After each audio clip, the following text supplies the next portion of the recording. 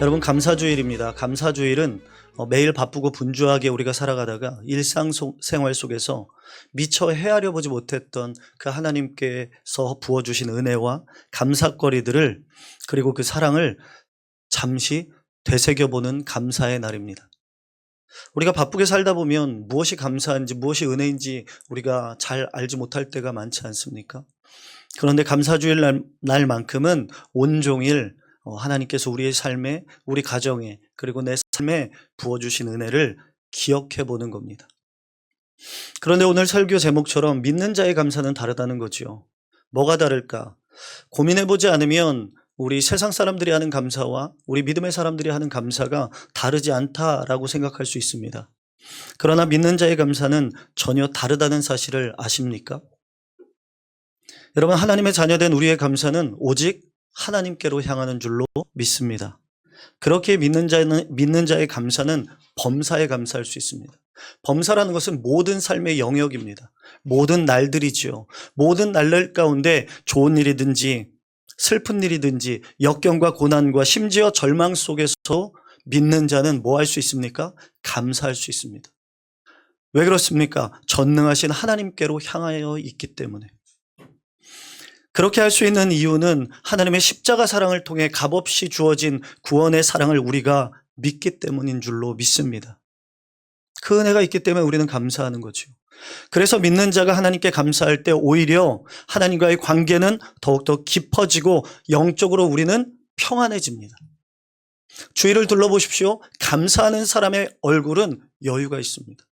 감사하는 사람의 얼굴의 표정은 넉넉합니다. 제 얼굴은 어떻습니까? 제가 아침에 거울을 보니까요, 회개를 해야 되겠더라고요. 감사가 많이 없는 것 같아요, 요즘. 그러나 세상 사람들의 감사는 어떻습니까? 사랑과 환경, 그리고 누군가 나에게 호의를 베풀 때 하는 감사 아닙니까? 그리고 내가 원하는 결과가 내 원하는 대로 이루어졌을 때의 감사. 그것은 감정의 표현이죠. 이것은 어떤 감사입니까? 조건적 감사입니다. 나에게 이익이 되거나 기쁨을 주는 좋은 일이 있을 때만 감사합니다. 이런 감사는 인간관계나 심리적으로 긍정적인 영향을 줄진 모르지만 우리의 마음이 평안해질 수는 없습니다. 믿는 자의 근본적인 평안을 이룰 수 없다는 거죠. 이처럼 같은 감사 같지만 믿는 자의 감사는 전혀 다른 감사라는 겁니다. 그렇다면 오늘 믿는 자가 감사하는 그 감사는 어떤 감사이며 그 감사가 어떤 영향력이 있는지 우리가 본문을 통해 조금 나눠보려고 합니다. 오늘 본문을 좀 살펴보면 우리가 지난 시간에도 나누었지만 이스라엘 백성들이 요단강을, 마른 땅을 건너지 않았습니까? 놀라운 기적을 경험했죠. 범람하는 요단강을, 그 땅이 갈라지며 땅이 바짝 마른 그 마른 땅을 이스라엘 백성들이 여유롭게 건너갔습니다. 기적이었습니다. 그것은 하나님의 전적인 은혜였습니다. 그런데 하나님은 그 자리에 지금 무엇을 세우라고 말씀하십니까? 12 제사장에게 돌을 가져다가 기념하여 기념비를 세우라고 말씀하십니다. 왜일까? 굳이 왜 하나님이 기념비를 세우라고 하실까? 세상 사람들이나 그런 기념비, 상징물을 세우는 거지 굳이 하나님이 왜 기념비를 여기에다가 지금 세우라고 하실까? 세상 사람들은 전쟁에서 승리를 하면 기념비를 세웠습니다. 그것이 당시에도 일반화된 이야기였습니다. 보편적인 이야기였습니다. 그래서 기념비를 세워서 그 전쟁을 승리로 이끈 왕을 기념하기 위해 기념비를 세웠습니다. 왕을 높이기 위해. 그런데 그것은 인간이 인간의 영광을 높이기 위해 세우기 위한 기념비였습니다. 그런데 그런 기념비를 왜 하나님께서 굳이 세우라고 하시는가? 이유가 있겠죠. 여러분 잘 기억하셔야 됩니다. 하나님께서 지금 기념비를 세우라고 하신 이유는 너희가 지금 마른 땅을 지났던 놀라운 기적과도 같은 이 사건보다 더 중요한 것이 있다. 그것은 이 기념비를 통해 놀라운 기적을 행하신 하나님의 은혜를 기억하라는 것입니다. 그 은혜를 잊지 말라는 것입니다. 인간이 세우는 기념비는 사람을 기억하지만 하나님이 세우라고 하시는 기념비는 하나님의 은혜를 기억하라는 것입니다. 여러분, 우리는 이것을 꼭 기억해야 합니다. 잊지 말아야 됩니다. 많은 그리스도인들이, 많은 기독교인들이 교회와 건물을 세우고 교회가 성장하고 교회가 풍성해지는 것을 보고 그것을 기념비로 삼아 사람의 이름을 높이고 영광을 올립니다. 물론 처음에는 그런 의도로 기념비를 세우고 교회 건물을 세우고 많은 사역들을 했던 것은 아니었을 겁니다. 그러나 기념비를 세우라고 하신 원래의 본질을 잊으면, 하나님을 기억하시라는 그 은혜를 우리가 잊고 살면 하나님이 부어주신 그 은혜를 기억하라고 세우신 그 기념비가 우상이 되고 맙니다. 교회를 통해 성장하고 부흥하는 것, 그것은 오직 누구를 바라보라고? 하나님만 바라보라고 우리에게 허락하신 은혜인 줄로 믿습니다. 우리 인생도 마찬가지입니다. 우리의 인생에 오늘 여기까지 온 것, 돌아보면 하나님의 놀라운 기념비적 사건이고 은혜지만 그것을 통해서 나를 바라보고 내가 한 것을 자꾸만 드러내면 하나님의 은혜를 잊고 사는 것입니다. 여러분, 사람은 본능적으로 익숙함에 무뎌지는 존재라고 합니다. 심리학에서 이를 쾌락의 쳇바퀴라고 합니다. 아무리 큰 행복과 은혜일지라도 시간이 지나면 그것이 당연한 것으로 느껴지는 현상. 아내가 아무리 잘해도, 아내가 아무리 나를 섬겨줘도 그것이 익숙해지면 감사한지 모르는 거예요. 남편이 아무리 잘해줘도 웃으시라고요. 아내가 그것을 너무 당연하게 받아들이면 그것은, 제 얘기 아닙니다, 감사를 잊고 사는 거예요. 내 자녀가 너무 잘해도 그것이 익숙해지면 오늘 조금 못하면 다른 자녀랑 비교하면서 자꾸만 그거에 익숙해져서 감사할 줄 모르는 거죠. 아무리 큰 행복이나 은혜일지라도 시간이 지나면 당연한 일로 느끼는 것, 그것을 쾌락의 쳇바퀴라고 부른대요. 그래서 하나님은 그런 인간의 연약함을 알기 때문에 오늘 이스라엘 백성들을 통해서 기념비를 세워 기억하라 명령하시는 거예요. 너희는 오늘까지, 지금 이곳까지 너를 숨쉬게 하고 살게 하며 이끌어준 그 순간순간의 하나님의 은혜를, 그 기념비를 세워 흔적을 남겨 기억하라는 거예요. 이스라엘 백성은 마른 땅처럼 요단강을 건넜어요. 기적이죠. 은혜죠.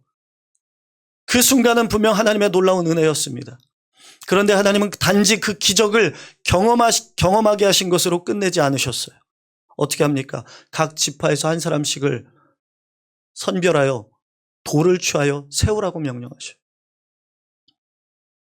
하나님께서 기념비를 세우라고 하신 이유는 단순합니다. 사랑하는 내 자녀들아, 내가 너에게 부어준 은혜를 잊지 마라. 기억해라.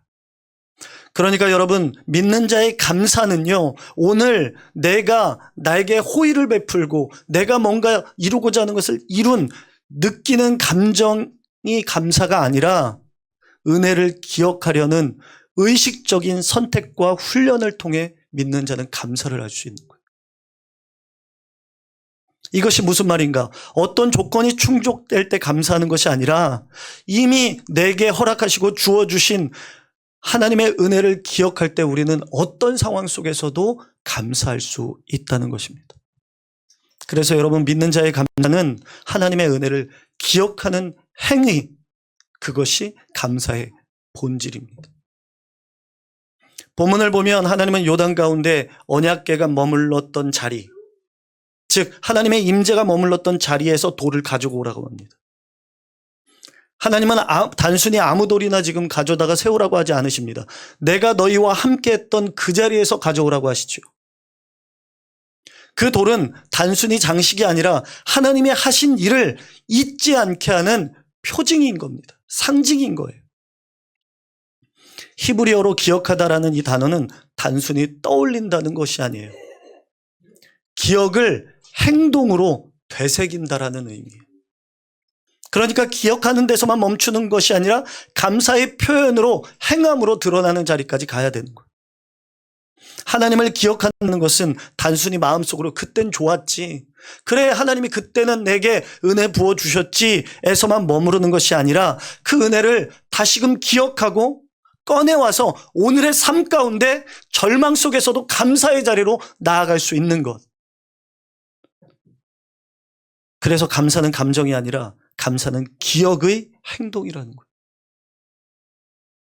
하나님께서 기념비를 세우라고 하신 이유는 감사가 기분 좋을 때 하는 일이 아니라 잊지 않기 위해 선택하는 훈련이기 때문에 그래요. 그러니까 여러분 감사하십시오. 그것은 무슨 말이에요? 하나님의 은혜를 잊지 마세요.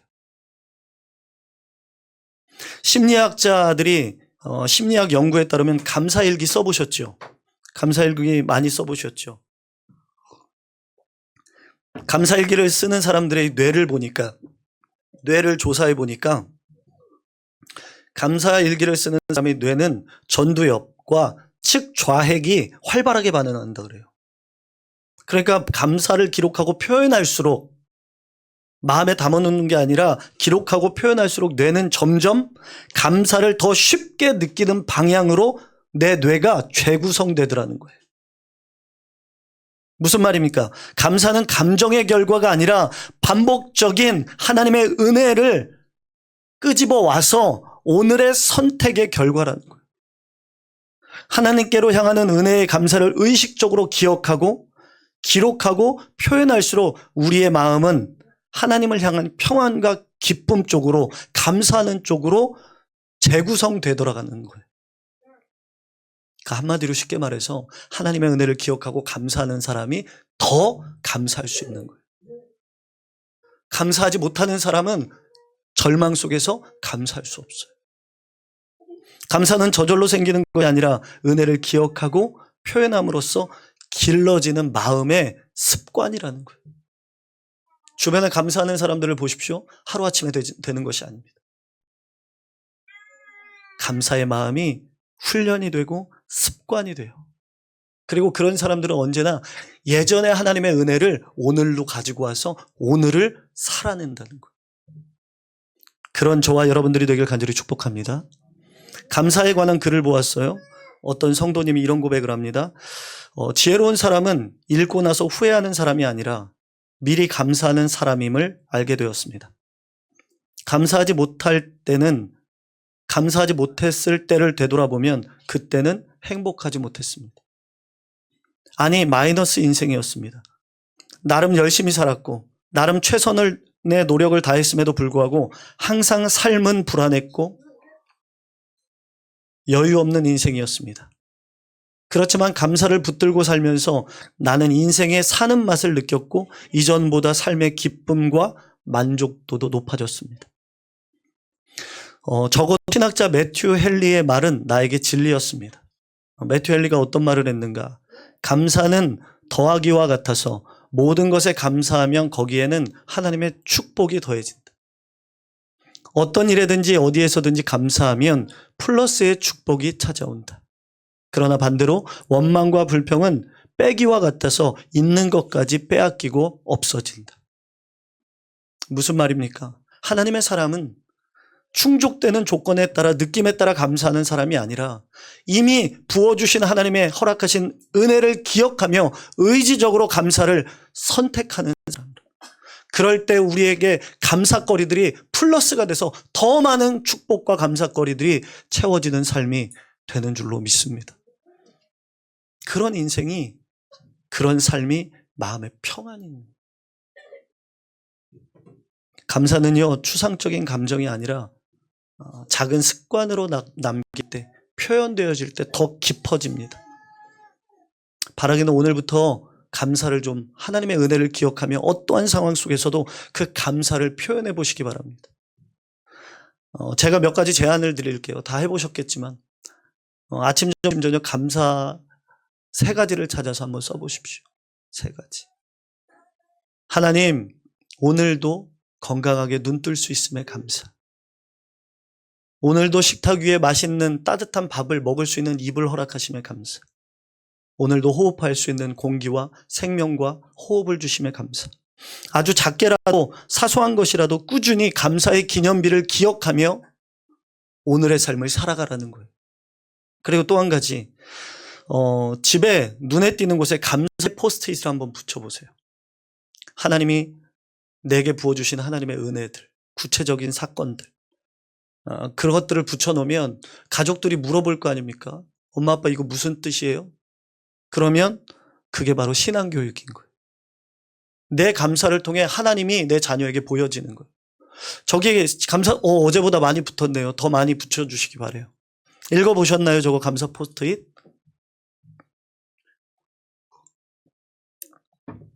저 감사거리들을 읽으면서 시험 들면 안 돼요. 다른 사람의 감사를 보면서. 아시겠죠? 저 약간 시험 들었어요. 오수영 집사님의 감사를 보면서. 지디보다 멋있는 남편을 주셔서. 그 남편 누구라고 말하지 않겠습니다. 추측해보세요. 얼마나 큰 감사입니까? 그렇죠? 그걸 보면서 참 흐뭇했어요. 재밌기도 하고. 지금 초등부에서 감사 스티커 붙이고 있잖아요. 여러분들 감사하는 것들을 붙여보시기 바라요. 하나님이 내게 주신 남편, 자녀, 이미 허락하신 은혜, 그것들을 오늘로 꺼내오는 거예요. 그래야 오늘을 사는 거죠. 제가요, 이 감사 포스트잇을 보면서 휴대폰에 딱 그 타이밍에 알람이 떴어요. 뭐냐면 구글 드라이브에 사진을 저장하면 3년 전, 5년 전, 10년 전 사진이 떠요. 가끔 알람으로. 근데 딱 떴는데 10년 전 사진이 뜨는 거예요, 저한테. 벌써 10년 전이면 저도 젊고 우리 아이들도 어리고 막 그렇잖아요. 그리고 다른 데서 사역하고 있을 때, 부교육자 생활할 때. 그걸 보는데요, 감사가 저절로 되는 거예요. 오늘까지 살게 하셨구나. 하나님 은혜가 아니었다면 내가 오늘 이곳에 있을 수 없구나. 그때 하나님이 나를 그렇게 도와주셨구나. 죽을 것 같이 어려운 그 상황에서, 그 장소에서 하나님이 나를 건지셨구나. 그 은혜가 막 회복되니까 오늘의 기쁨이 되더라는 거예요. 오늘의 어려움이 아무것도 아니더라는 거죠. 그런 감사의 포스트잇을 한번 기억해 보시기 바랍니다. 그리고 마지막으로 꼭 1분이라도 감사 기도로 해보십시오. 하나님, 주담교회를 만나고, 주담교회 지체들을 만나고, 내 아내를 만나고, 내 자녀를 만나고, 내 이웃들을 만난 것 감사합니다. 내게 이런 직장과 사업장과 삶을 허락하심에 감사합니다. 그렇게 감사의 기도를 통해 감사의 기억의 문을 여는 저와 여러분들이 되기를 간절히 축복합니다. 사랑하는 성도 여러분, 하나님은 오늘도 우리에게 물으십니다. 너의 요단을 건너게 한 은혜가 무엇인지 너희들은 기억하느냐. 감사는 느낌이 아니라 선택과 훈련입니다. 하나님이 하신 일을 잊지 않으려는 의식적인 결단, 그 결단이 바로 감사의 기념비를 세우는 것입니다. 바라는 우리의 삶 속에 하나님의 행하신 은혜의 흔적을 말로, 글로, 표현으로 새겨볼 수 있는 저와 여러분들이 되길 간절히 축복합니다. 그래서 조금 오늘 힘들어도, 조금 절망스러워도, 조금 고난이 와도 넉넉하게 그 어려움을 이길 수 있는 우리가 되기를 축복합니다. 그런가 하면 중요한 사실은 믿는 자의 감사는요, 나뿐만이 아니라 내 자녀를 살립니다. 여러분, 부모의 감사는 자녀를 살립니다. 오늘 본문의 6절, 7절 읽어보겠습니다. 여호수아 4장 6절에서 7절입니다. 시작.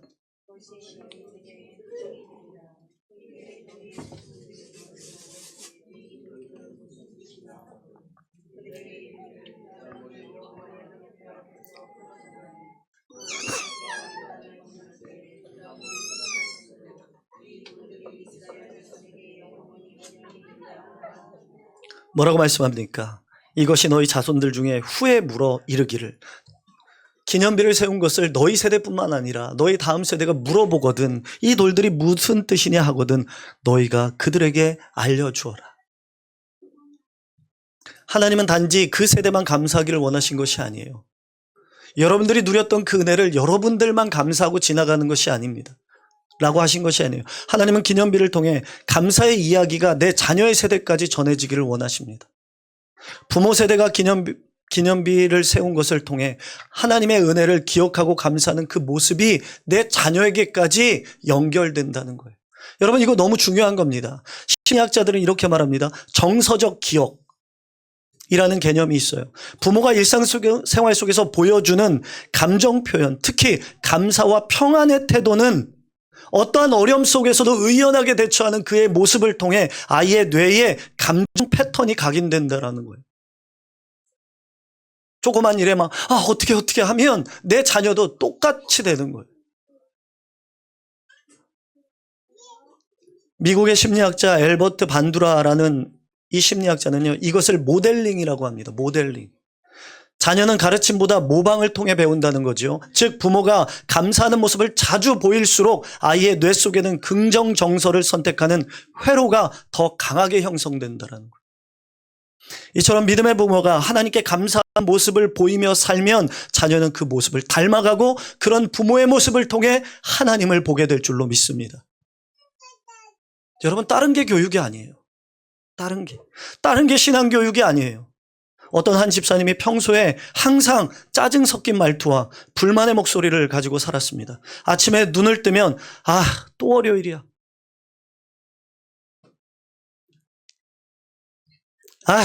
벌써 시간 이렇게 됐어. 오늘도 늦겠네. 죽겠네. 난 왜 이렇게 되는 일이 없냐 도대체 뒤로 넘어져도 코가 깨지는 거예요. 왜? 똑같은 일이라도 부정적인 혼잣말이 늘 일상이었던 집사님이었어요. 문제는 거기서 끝나는 게 아니에요. 저학년이었던 딸에게 어느 날 학교에서 선생님이 연락이 왔어요. 면담을 좀 하자고. 그래서 면담을 하는데 선생님이 이렇게 말하는 거예요. 어머님, 정말 조심스럽게 여쭤봅니다. 혹시 어머님, 집에서 어머님이 하시는 언어가 어떤 언어입니까? 어떤 언어를 쓰세요? 깜짝 놀라서 왜 그러세요? 옛날 선생님들은 이런 말도 직접 못 물어봤거든요. 근데 요즘 선생님들은 다 물어봐요, 사실. 그랬더니 이 선생님이 이러는 거예요. 엄마가 그러는 거죠. 선생님이 그러는 거예요. 아이가 학교에서 친구들과 조금만 트러블이 있으면 짜증을 낸다는 거예요. 짜증나. 야, 저쪽으로 가. 꺼져. 조금만 일이 있어도 반항하는 일이 점점 잦아들고 혼잣말로 짜증 부리는 일이 너무 많다는 거예요. 그 소리를 듣고요, 이 엄마가 너무 놀랐어요. 너무 충격을 받았어요. 아이의 입에서 나오는 부정적인 언어와 습관이 바로 자신이 매일 무의식적으로 내뱉는 패턴의 불평의 언어라는 사실을 깨달은 거예요. 안 닮을 줄 알았죠. 못 볼 줄 알았죠. 아이는 엄마의 불평을 그대로 모델링하고 있었던 겁니다. 그때부터 이 집사님이요, 정신이 번쩍 들었어요. 그래서 뼈를 깎는 훈련을 했어요. 간절히 하나님께 매달리고 기도했어요. 짜증과 불평의 말이 나오려고 할 때마다 하나님, 그럼에도 불구하고 지금까지 부어주신, 이끌어주신 은혜를 기억합니다. 그러므로 이 상황 속에서도 감사합니다. 그렇게 하려고 몸부림을 치며 훈련을 했다고 그래요. 아침에 늦을 것 같으면 서두를 수 있는 다리가 있어서 감사합니다. 아침에 조금 늦게 일어나도 하나님 단잠 주셔서 감사합니다. 자꾸만 감사한 거예요. 그리고 지금까지 나를 살게 한 은혜에 집중하더라는 거예요. 놀랍게도 엄마의 감사의 언어를 선택하기 시작하자 아이도 점점 바뀌었어요. 친구가 아이들과 싸우는 것도 잦아들고, 그리고 어느 날은 엄마, 제가 나를 욕하고 때렸는데 그래도 그 친구랑 화해해 보려고 라고 말하더라는 거예요. 어른들은 변화가 어렵지만 아이들은 금방 변하거든요. 요즘 이혼 숙녀 캠프 가끔 보십니까? 그것을 보면 가장 피해자는 누구예요? 자녀들이더라고요. 부모가 하는 일을 이 자녀가 똑같이 대하더라고요. 며칠 전에 보니까 엄마가 아빠를 함부로 대하는 거예요. 때리기도 하는 거예요. 근데 그 아이가 아빠를 함부로 하더라고요. 아빠를 때리더라고요. 아빠한테 싸우자고 하더라고요. 여러분, 부모가 하나님 오늘 하루도 감사합니다 라고 말하는 그 말 한마디가 단순한 기도가 아니라 세대를 잇는 신앙교육이라는 것을 잊지 않는 저와 여러분들이 되길 간절히 축원합니다. 감사는 말로 배우지 않고 삶으로 전수됩니다. 그리고 그 감사를 통해 내가 믿는 하나님이 드러납니다. 그런가 하면 마지막으로 믿는 자의 감사를 통해 하나님의 영광이 드러나요. 감사를 통해 믿음의 세대가 이어지고 감사를 통해 하나님의 영광이 드러납니다. 24절 읽어보겠습니다. 24절 시작.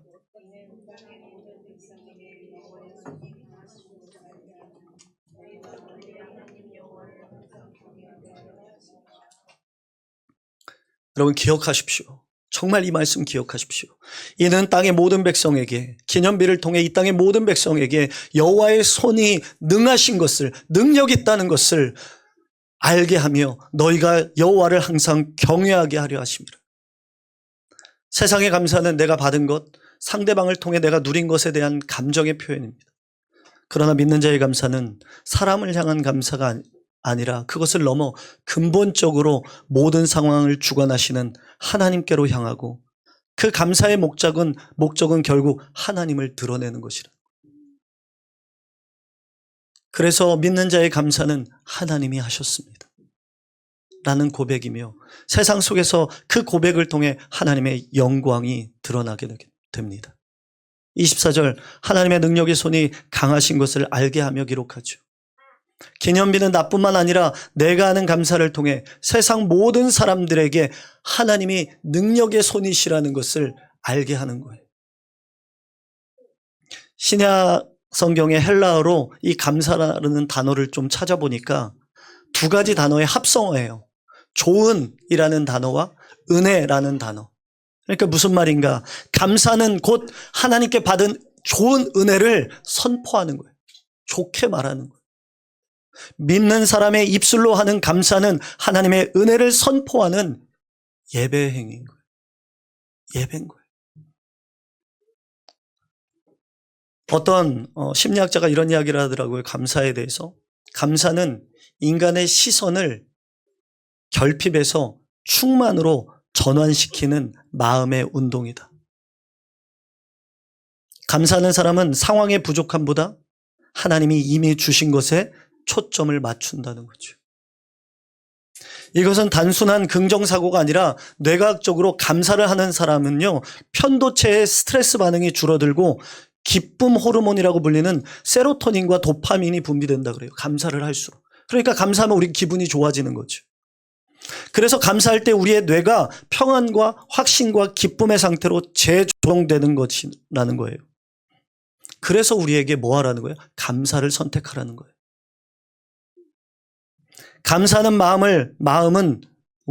감사하는 마음을 변화시키고요. 그 마음이 세상을 변화시키는 거예요. 감사하는 사람의 얼굴에는 하나님의 얼굴이 보입니다. 여기 믿음의 사람이 있어요. 어떤 사람이냐면 사고로 전신마비가 되어서 입으로만 그림을 그릴 수밖에 없는 한 기독교인 화가입니다. 그는 절망 속에서도 하나님께 다음과 같은 4가지 감사 고백을 드렸습니다. 들어보세요. 첫째, 제가 전신마비 환자가 되었기에 예수 그리스도를 인격적으로 만나 구원받게 하신 것을 감사합니다. 둘째, 제가 군대에서 다쳤기 때문에 치료비를 해결할 수 있는 은혜를 주신 것을 감사합니다. 셋째, 군 병원에서 입원하는 중에 간호실습생이었던 지금의 아내를 만나 좋은 가정을 이루게 된 것을 감사합니다. 넷째, 남들이 하지 못하는 구필화가, 입으로 그리는 화가가 되어 제 삶을 통해 하나님의 능력을 증언할 수 있게 하신 것을 감사합니다. 여러분, 세상의 눈으로 볼 때 그의 삶은 불행이었고 아픔이었고 고난이었습니다. 그러나 믿음의 눈으로 볼 때 그의 삶은 4겹의 감사 기념비로 가득 차 있던 감사의 삶이었습니다. 그는 있음으로 감사가 아닌 그럼에도 감사를 선택했던 사람이었습니다. 이것이 바로 믿는 자의 감사입니다. 여러분 기억하십시오. 여러분들이 직장 생활할 때, 그리고 친인척들 가운데, 그리고 세상의 이웃들 가운데 고난 속에서도 여러분들이 감사를 선택하는 그 순간 믿지 않는 자들은 여러분들을 주목할 겁니다. 도대체 저 사람은 왜 절망 가운데서도 감사할 수 있는가? 그럴 때 우리는 하나님이 내게 있기 때문에, 하나님의 은혜가 내게 임하여 있기 때문에, 그 기념비가 내게 분명히 세워졌기 때문에 나는 오늘 감사할 수 있노라고 고백할 수 있는 하나님의 영광을 드러내는 우리 주담교회 식구들이 되길 간절히 축복합니다. 하나님의 자녀에게 감사는 복음 전도의 언어입니다. 불평과 원망이 가득한 세상에서 감사는 하나님의 자녀임을 드러내는 강력한 간증이 되는 것입니다. 사랑하는 성도 여러분, 오늘부터 기억하십시오. 감사는 느낌이 아니라 선택이라는 것을. 그래서 오늘 이스라엘 백성들이 요단강을 건너 기념비를 세우라고 하셨던 그 사건을 기억하며 입술로 감사를 고백하며 세상 속에서 하나님의 영광을 드러내고 삶의 태도를 감사로 바꾸어 불안과 염려를 평안으로 이겨내며 감사를 사랑하는 내 자녀에게 믿음의 유산으로 전할 수 있는 그런 주담교회 사랑하는 교우들이 다 되기를 간절히 축복합니다.